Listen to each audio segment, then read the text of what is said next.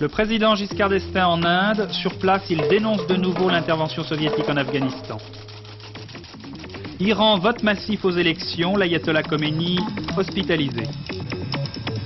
Les enfants du divorce, un père condamné pour avoir voulu garder un enfant confié à la mère.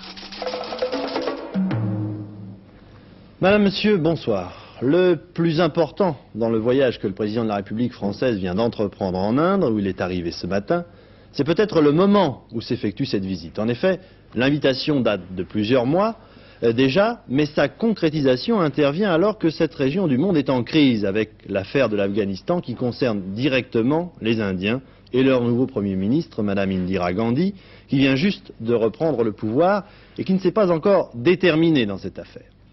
Avec ce premier voyage d'un chef d'État français en Inde, la France peut donc être amenée à jouer un rôle diplomatique important. De New Delhi, l'un de nos envoyés spéciaux, Paul Amar.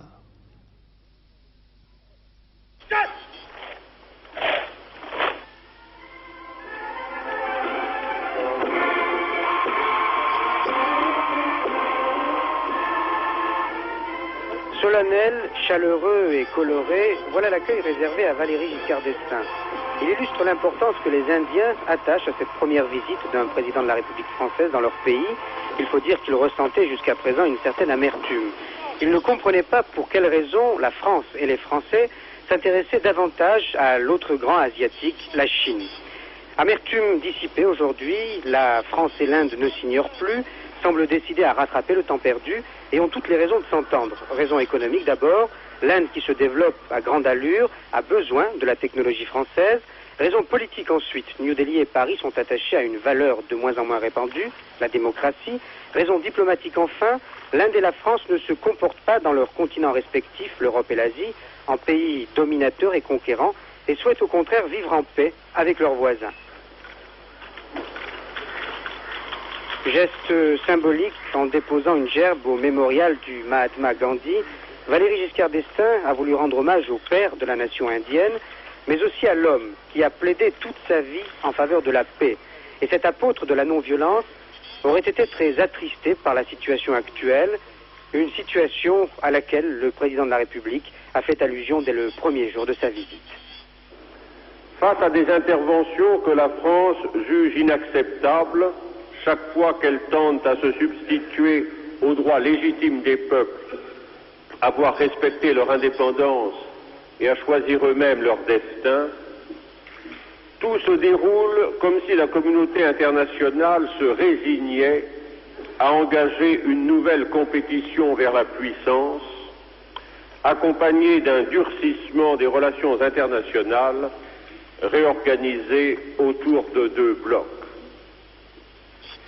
Si la France entend bien entendu rester fidèle à ses alliances, elle estime que son rôle est d'explorer sans relâche les moyens de réduire la tension internationale.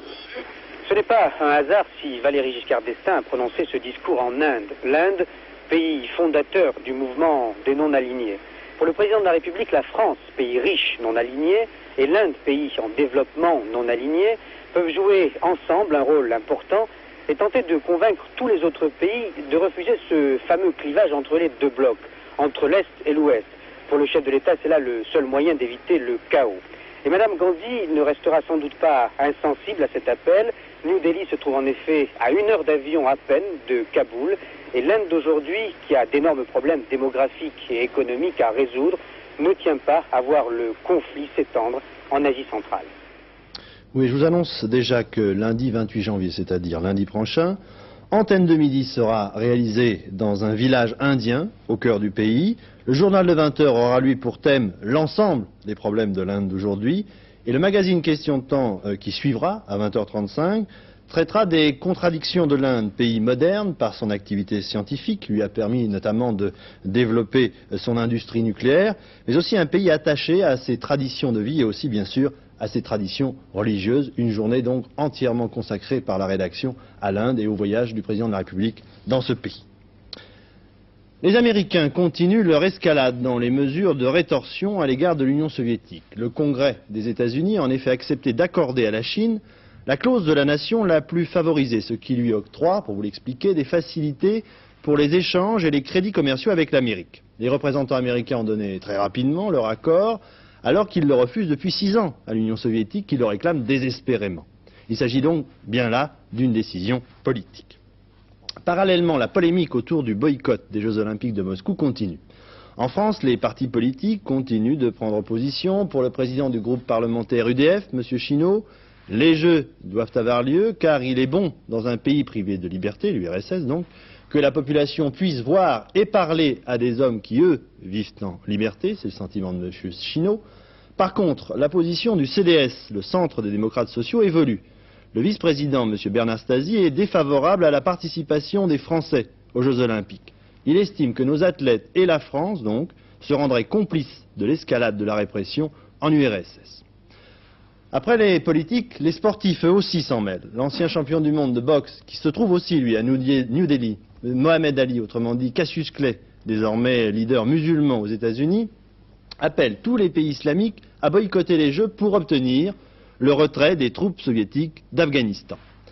En France, l'un de nos plus sûrs espoirs de médaille, le champion de tir à la carabine Michel Carrega, estime lui que les soviétiques sont malvenus de protester contre l'ingérence de la politique dans le sport, puisque récemment leur équipe de tir s'était retirée d'une compétition internationale qui avait lieu en France. Écoutons-le. Ici, sur ce magnifique stand d'Antibes, où nous avons des installations ultramodernes, nous avons organisé en 1977 les championnats du monde de tir. À cette occasion, bien sûr, de nombreuses nations sont venues, des nations qui appartiennent tous à l'Union internationale de tir, donc des nations parfaitement aptes et autorisées à défendre un titre mondial. Et à ce moment-là, les soviétiques nous ont mis nous ont posé un ultimatum, à savoir que si nous acceptions 2 tireurs de l'Afrique du Sud, ils se retireraient de la compétition et avec eux partiraient 5 pays de l'Est. Ça nous a très embêtés parce que quand même les soviétiques sont des grands tireurs et si vous voulez la compétition perdait un petit peu de sa valeur du fait de leur absence possible et éventuelle. Mais nous avons tenu bon, aussi bien la fédération que la municipalité, que le club d'Antibes, et nous leur avons dit écoutez, si vous voulez participer, vous participez parce que nous faisons du sport avant tout. Mais si vous voulez vous en aller, vous vous en allez. Ce qu'ils ont fait, ils sont partis et ils n'ont pas participé au championnat du monde en 1977 pour cette raison. Michel Carrega, vous gardez un mauvais souvenir d'une expérience récente en pays de l'Est. C'était à Split à l'occasion des Jeux méditerranéens. Qu'est-ce qui s'est passé exactement? À Split, aux Jeux méditerranéens, la compétition a été totalement faussée et elle a été totalement irrégulière. Il y avait des cibles qui ne correspondaient pas à ce que nous avons l'habitude d'avoir. La commission technique, la veille à l'entraînement, avait éliminé une certaine catégorie de plateaux parce qu'ils n'étaient pas conformes. Il leur semblait que ces plateaux ne faisaient pas l'affaire pour une compétition aussi importante. Ils se sont réunis et ils ont éliminé ces cibles. Bien. Quand nous avons commencé la compétition le lendemain, au début tout s'est bien passé, et à la 3e série, ces cibles nous ont été resservies. N'ont pas été resservies à tout le monde, ont été resservies pour une planche bien précise, la 3e planche, si j'ai bonne mémoire. Alors, par mesure de protestation, la France s'est retirée. Est-ce que vous craignez un incident semblable à Moscou, par exemple? Il est bon de savoir que ça ne peut pas arriver. Or, il y a eu un précédent de créer avec le Split, et un précédent, c'est un précédent. Une chose qui a eu lieu une fois peut se reproduire. Michel Carrega vient de parler de trucage, vous venez de l'entendre. Il n'est pas le seul à s'interroger sur l'égalité des chances de tous les athlètes à l'occasion des prochains Jeux Olympiques. Cette préoccupation est aussi celle des milieux sportifs occidentaux en général, qui s'inquiètent en premier lieu au sujet du dopage. Il y a déjà eu plusieurs cas de dopage chez les sportifs soviétiques. Rien qu'au championnat d'Europe d'athlétisme en 1978, 4 athlètes de l'Union soviétique ont été sanctionnés. Nadia Kachenko, médaille d'or du pentathlon. Evgeny Mironov, médaille d'or du poids. Katrina Gerdenko, 5e du pentathlon. Et Vassili Gersov, 5e du javelot. De même, au championnat du monde de natation à Berlin, Viktor Kuznetsov a vu sa médaille de bronze retirée pour usage d'anabolisants. Mais le problème du dopage dans les pays de l'Est va encore plus loin. Ainsi, Renate Neufeld, athlète est-allemande, passée à l'Ouest, raconte qu'elle a vu sa voix devenir plus grave, sa moustache pousser et son cycle menstruel perturbé à la suite d'un traitement soi-disant de vitamines qui en fait étaient des stéroïdes anabolisants. Eh bien, les stéroïdes anabolisants sont en général des produits dérivés de l'hormone mâle, de la testostérone, et qui sont utilisés à cause de leur caractère anabolisant, qui permettent en particulier d'augmenter la masse musculaire des athlètes et par conséquent de leur donner, dans certains cas, une résistance à l'entraînement plus importante. Est-ce que l'on peut déceler aujourd'hui dans les laboratoires l'ensemble de ces produits interdits? Oui, tous les produits sont décelables. Tous les produits sont décelables à 2 réserves près. Première réserve, que le moment du prélèvement de l'échantillon urinaire se fasse lorsque ce produit est éliminé par l'organisme. Et deuxième restriction, que les produits qui sont utilisés soient connus des laboratoires chargés de les dépister, ce qui pourrait évidemment ne pas être le cas de produits très récemment sortis dans la pharmacopée internationale. D'après la charte olympique, c'est le comité d'organisation des Jeux, entièrement composé de soviétiques, qui sera chargé du contrôle antidopage. Les analyses elles-mêmes auront lieu dans un laboratoire soviétique. Certes, des membres du comité international olympique peuvent assister aux opérations. En fait, le système appliqué à Moscou sera le même que lors des Jeux de Montréal ou de Munich, et la commission médicale du CIO ne voit pas pourquoi il faudrait changer cette procédure. Je pense qu'en fait, il n'y a aucune difficulté. C'est le même système que nous avons appliqué dans d'autres régions et je ne vois pas pourquoi. Parce que pour une fois, il faut dire que c'est la première fois que les athlètes occidentaux vont avoir des Jeux olympiques dans les pays de l'Est. Pourquoi on devra avoir moins de confiance dans les laboratoires de Moscou et dans notre système qu'on ne l'a eu auparavant? Donc en fait, les contrôles médicaux seront les mêmes que ceux à Munich, à Montréal ou à Mexico? Parfaitement. Je pourrais dire que tout compte fait, les soviétiques ou même les gens de la République démocratique populaire d'Allemagne auraient pu avoir des inquiétudes quand les contrôles avaient lieu à Munich et pourtant ils nous ont fait confiance et je ne vois pas pourquoi on ne nous ferait pas confiance maintenant. Il y a déjà des exemples de cas où il y a des sportifs qui ont triché. On se souvient très bien, par exemple, de ce pentathéniste soviétique qui avait truqué son fleuret à Montréal. Bon.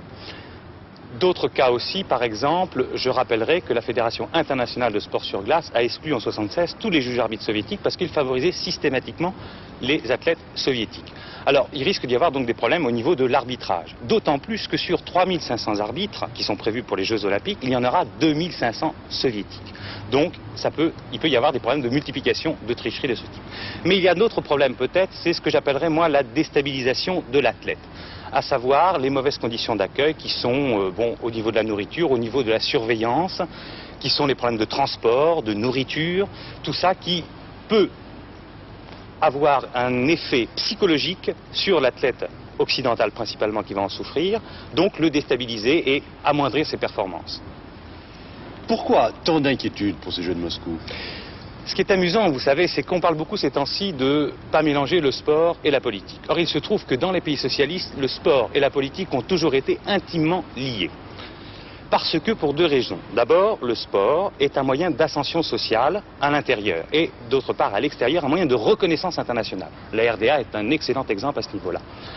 Donc, si vous voulez, chaque victoire d'un athlète d'un pays socialiste est une victoire du socialisme. J'en prends pour preuve une seule chose, le serment que font les athlètes soviétiques avant de rentrer dans l'équipe olympique soviétique, qui est, je jure de respecter les idéaux de Lénine et les idéaux du communisme et d'être le bon représentant de ces idéaux. Donc c'est directement politique. Pour toutes ces raisons, et du fait que ça se passe à Moscou, donc il faudra d'autant plus gagner, si vous voulez, moi j'ai acquis, après cette longue enquête que j'ai faite pour l'Express, j'ai acquis l'intime conviction que tout sera fait pour que ce soit les athlètes des pays socialistes, et principalement de l'Union soviétique, qui vont gagner. Donc je pense qu'il n'y aura pas de concours sincère et impartial, comme le dit la charte olympique. Oui, Thierry Volton, que vous venez d'entendre et qui nous a aidé à réaliser cette enquête, sort lui-même, il vient de vous le dire, cette semaine, un dossier dans l'hebdomadaire L'Express. Un dossier qui est ouvert et qui provoquera sans doute bien des polémiques. Andreï Sakharov est lui-même à son 3e jour d'exil et sa famille, restée à Moscou, a reçu de lui un télégramme, de lui et de sa femme, un télégramme laconique et dramatique à la fois. Je vous le cite. Tout va bien, chaud, mais froid dans les rues, un peu inaccoutumé, mais bonne santé. Un langage lapidaire, mais qui dit bien des choses. Il communique également son adresse, 2 rue Sherbinka, Gorky. Aussitôt à Paris, le Comité pour les droits de l'homme Moscou 80 a demandé à tous les Français de faire parvenir des télégrammes et des lettres à cette adresse pour exprimer leur solidarité. Moins connus qu'Andreï Sakharov, 2 autres dissidents ont été arrêtés. Il s'agit de 2 rédacteurs d'une revue clandestine moscovite. À propos de l'Union soviétique, La polémique se poursuit en France cette fois-ci entre communistes et socialistes. Lundi dernier, à carte sur table, M. Georges Marchais avait cité le communiqué publié à Moscou en 1975 à l'issue d'une visite de M. Mitterrand. C'est une vieille histoire. Selon M. Mitterrand, qui était aujourd'hui l'invité de nos confrères de la première chaîne, M. Marchais a changé le sens de ce texte en ajoutant notamment 2 passages dans lesquels le Parti socialiste approuve sans restriction aucune l'action de l'Union soviétique. La réponse de M. Mitterrand. Et quand on relève dans cette citation qu'il y a eu falsification à 3 reprises sur des points très importants, je pense bien entendu que lorsqu'on a un bon dossier, on n'a pas besoin de falsifier des pièces. Et cette façon de faire intervenir dans le débat politique français, qui peut être âpre mais qui doit rester honnête, des accusations gratuites, dangereuses et nuisibles aux intérêts des travailleurs et de la majorité de notre peuple, je pense que c'est une mauvaise action. En tout cas, je n'ai aucune difficulté à le dire parce que c'est vrai, Georges Marchais ce soir-là s'est livré à une falsification de texte. Voilà, réaction du Parti communiste qui vient de nous arriver dans un communiqué. Monsieur Pierre Juquin, je vous le cite pour ne pas me tromper, enfin le résumé que m'en a fait Noël Copin, Monsieur Pierre Juquin dénonce le double langage des socialistes. Il accuse en particulier le Parti socialiste d'avoir lui-même censuré en 1975 une partie de la déclaration rédigée à l'issue de la visite de M. Mitterrand à Moscou. Vous voyez, on n'en sort pas, chacun reste sur ses positions.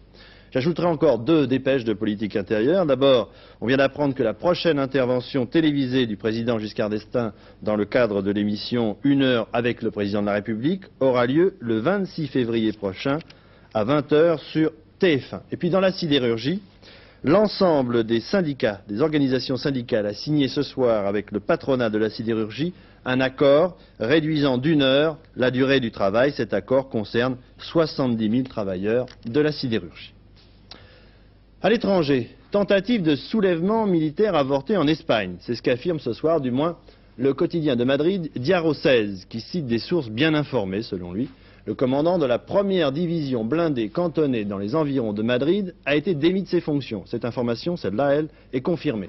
Par contre, toujours au conditionnel, le journal affirme que le soulèvement se serait tramé à un échelon élevé de l'armée espagnole. Les putschistes envisageaient d'installer à la tête de l'État un général à la retraite, qui jouit d'un grand prestige en Espagne et dont on ne connaît pas encore le nom. On sait maintenant que le Shah d'Iran n'a pas été arrêté par la police panaméenne, comme l'avait annoncé le ministre des Affaires étrangères iranien ces jours derniers. Cela dit, ce n'est pas ce qui préoccupe aujourd'hui l'Iran, où a eu lieu le premier tour de l'élection présidentielle. Les Iraniens ont voté en masse, mais visiblement sans enthousiasme, car ils sont aussi préoccupés de la santé de leur chef religieux, l'ayatollah Khomeini, toujours hospitalisé. Nous allons en reparler. De Téhéran, notre envoyé spécial, Édouard Laure. L'Iran. Les Iraniens auront donc pour la première fois dans l'histoire de leur pays voté aujourd'hui pour élire leur premier président de la République. Il n'est pas évident que des 7 candidats qui se disputent le poste de président de la République, un nom, probablement celui du ministre de l'économie Bani Sadr, sorte majoritaire ce soir. Auquel cas, un deuxième tour sera nécessaire dans 15 jours. Mais déjà, de son lit d'hôpital, l'ayatollah Khomeini a clairement fait comprendre aux Iraniens qu'il n'était pas immortel, une sorte de testament. La santé maintenant de l'ayatollah Khomeini, angine de poitrine, c'est le diagnostic qui vient d'arriver des médecins de l'ayatollah qui est toujours hospitalisé, lui, dans la banlieue de Téhéran. Philippe Rochaud.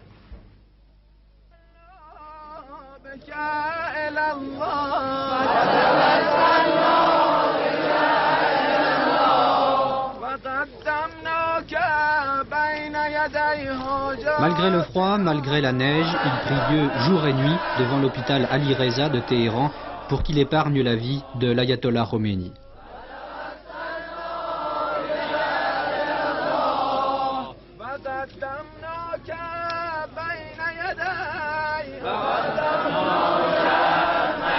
Depuis sa chambre d'hôpital, le guide de la Révolution a lancé un appel au peuple iranien pour qu'ils se rendent nombreux dans les bureaux de vote, mais ces gens, venus des quartiers pauvres de Téhéran, s'inquiètent surtout de la santé du chef religieux, car c'était la voix d'un homme épuisé qui parlait.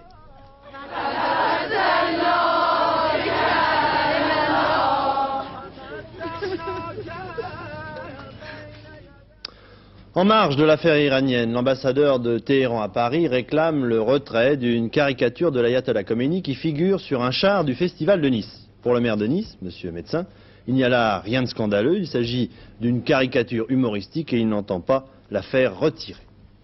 Une bonne nouvelle dans ce flot de mauvaises nouvelles. Israéliens et Égyptiens ont franchi aujourd'hui un pas de plus dans l'établissement de la paix entre leurs deux pays. Les Égyptiens ont hissé leur drapeau sur la base aérienne de Refidim dans le Sinaï. L'Égypte a désormais récupéré les 2/3 de ce territoire occupé par Israël depuis 1967. Au commencement, une banale affaire de divorce. Monsieur et madame Ravera se séparent. L'enfant est confié à la mère, mais le drame c'est que visiblement le petit garçon préfère vivre avec son père. Et il tente une fugue chaque fois qu'il retourne chez sa mère. Et cette fois-ci, la justice vient de trancher en condamnant monsieur Ravera à 8 mois de prison, dont 4 fermes. Je vous propose, avant d'aller plus loin, d'écouter monsieur Ravera, puis l'avocat de madame Ravera. Moi j'estime que le père a autant de droits que la mère, et que la mère aussi. Ils ont autant de devoirs l'un que l'autre vis-à-vis de leurs enfants. Ils les font ensemble, les enfants. Bon, et moi je me souviens que j'ai eu un père et une mère, et j'ai eu besoin de mon père et de ma mère, et je n'aurais jamais accepté, même à 10 ans, même à 8 ans, qu'un magistrat que je ne connais pas, c'est un homme qui est entièrement extérieur à la famille, vienne prendre une décision qui du jour au lendemain me dit tu ne verras plus ton père, ou tu ne verras plus ta mère. Hein, et je comprends que moi mon fils réagisse de cette façon, d'une façon aussi énergique, et d'autres enfants, ce n'est pas le premier, ce ne sera pas le dernier. Il faut donc que la justice se change. Hein, non pas la justice en fin de compte, la façon dont les magistrats appliquent la justice. Est-ce que vous pensez pouvoir continuer longtemps cette situation? Je continuerai tant que Pascal me le demandera. C'est lui qui décide. S'il me demande, si demain il me dit papa, je préfère retourner chez maman, le problème est terminé immédiatement. Et tant qu'il me dit je vais vivre avec toi, il restera avec moi. Dans les peu de temps où, en vertu des décisions, l'enfant s'est trouvé chez la mère, l'enfant, en quelques 15 jours, s'y comportait d'une façon tout à fait normale, très bien, et était heureux de vivre avec sa mère.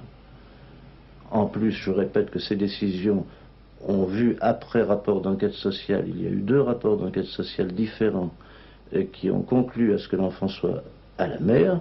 Moi, je ne vois pas ce qui pouvait empêcher cet enfant de rester avec sa mère.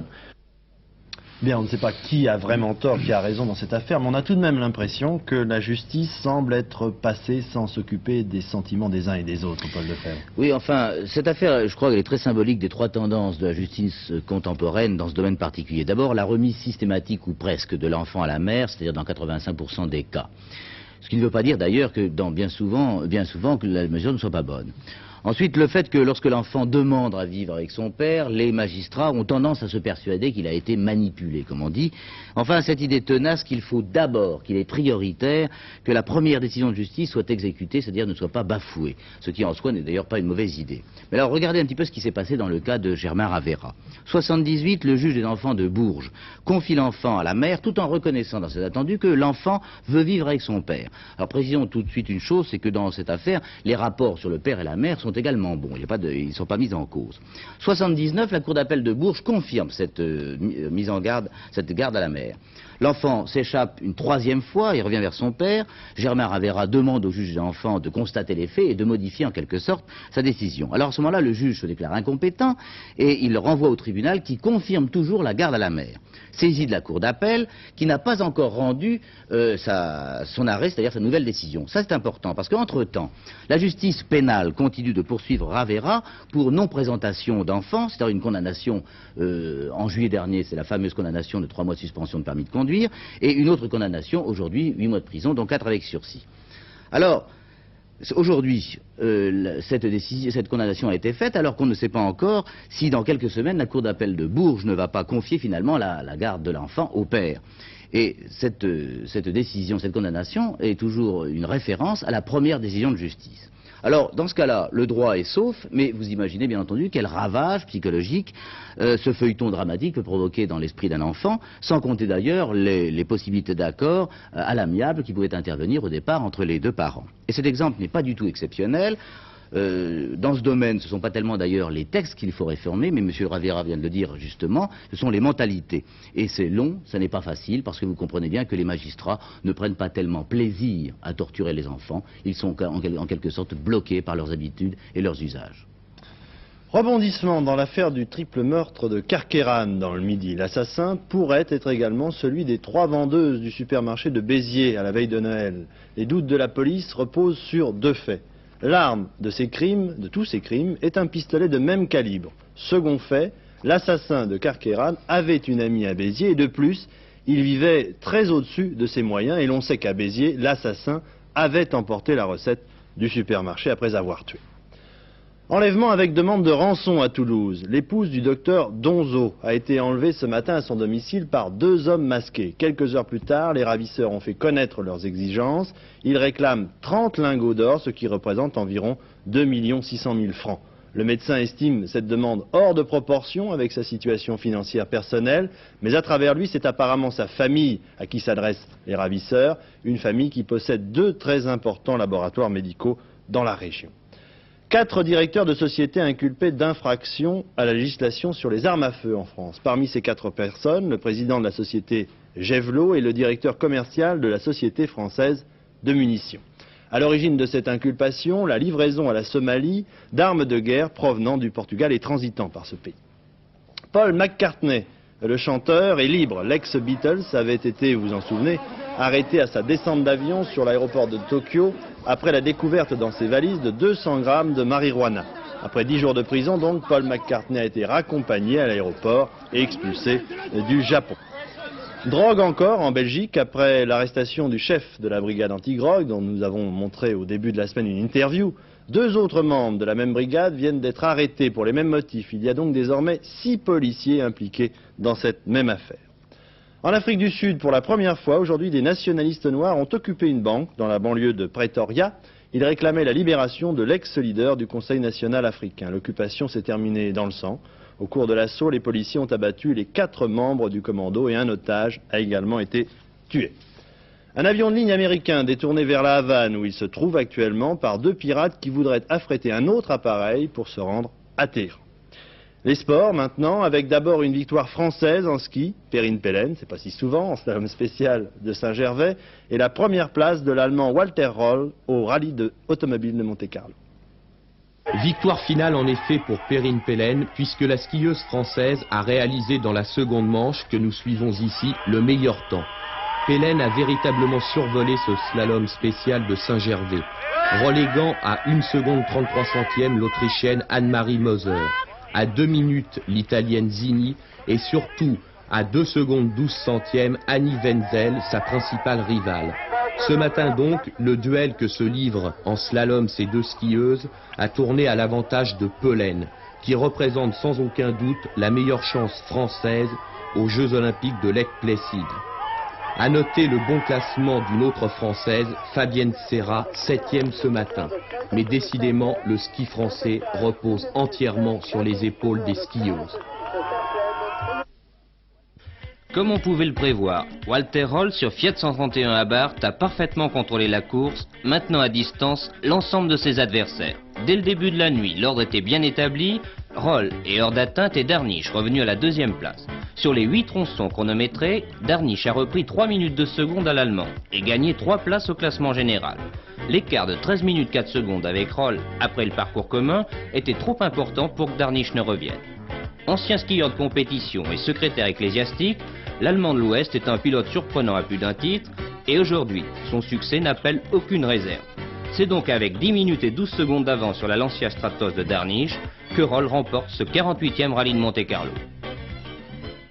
Oui, et puisque nous parlons automobile, je vous signale que tout va bien dans ce secteur, merci, comme dit la formule. Près de 2 millions de voitures neuves immatriculées en 79, nouveau record.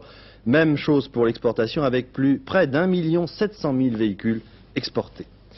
La météo, la situation à La Réunion, d'abord, le cyclone Hyacinthe, comme nous vous l'annoncions hier soir, comme vous l'annonçait Laurent Broumède, est passé au large de l'île, mais le mauvais temps qu'il a provoqué sur l'île a tout de même fait 9 victimes et plus de 3000 personnes évacuées. Les routes sont aussi en très mauvais état.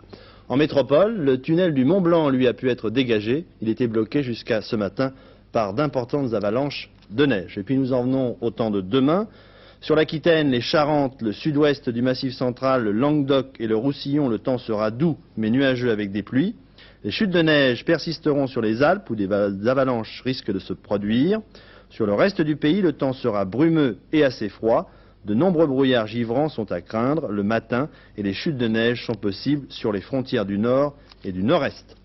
Voilà, pour terminer ce journal, je vous propose de très belles images de patinage artistique. Nous allons regarder évoluer le Britannique Robin Cousins, sacré hier soir champion d'Europe à Göteborg en Suède. Je vous dirai encore, avant de vous laisser regarder ces images, je vous dirai d'abord bonsoir. Dernier journal, Hervé Claude. Demain, samedi et demi, sera consacré à l'éducation musicale à l'école. Jean-Claude Mangeot et Georges Bégou vous présenteront cette émission. Et à 20h, vous retrouverez mon confrère Léon Zitrone. Au revoir, bonsoir, je vous laisse regarder Robin Cousins et je m'arrête de parler pour ne pas le faire tomber.